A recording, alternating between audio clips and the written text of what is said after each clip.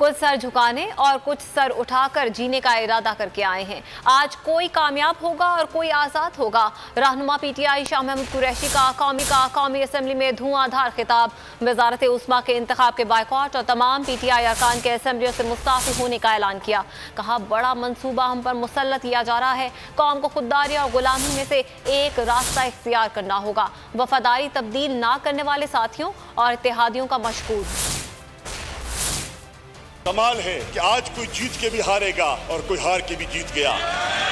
पाकिस्तानी अवाम पर 22 करोड़ अवाम पर एक मंसूबा मुसल्लत किया जा रहा है। कुछ सर झुकाकर बैठने का इरादा रखते हैं और कुछ सर उठा के जीने का इरादा करके आए हैं। मैं अप्रिशिएट करता हूं कि इन्होंने वफादारियां तब्दील नहीं की, ये अपने असूल मौक़िफ़ पर कायम रहे, ये झुके नहीं, ये बिके नहीं। मैं इनका शुक्रगुजार हूँ। तहरीक इंसाफ की नजर में ये इत्तेहाद जो है एक गैर फितरी इत्तेहाद है और इसी इत्तेहाद में बैठे हुए कुछ लोग ऐसे हैं जिन्होंने मोहतरमा बेनज़ीर भुट्टो शहीद को विलिफाई किया, उनकी किरदार कुशी की। मेरे एमक्यूएम के भाई नहीं जानते कि माजी में इनके साथ कितने मुआहदे किए गए और कितने मुआहदे तोड़े गए। ये पाकिस्तान में अनोखी जमहूरियत है कि वालिद वजीर आजम और बेटा वजीर आला। पीपल्स पार्टी के कारकुन को कहता हूँ कि अगर बिलावल ने शहबाज शरीफ की वजारत खारजा कबूल की तो ये भुट्टो का नवासा और बेनज़ीर के बेटे को सजती नहीं है।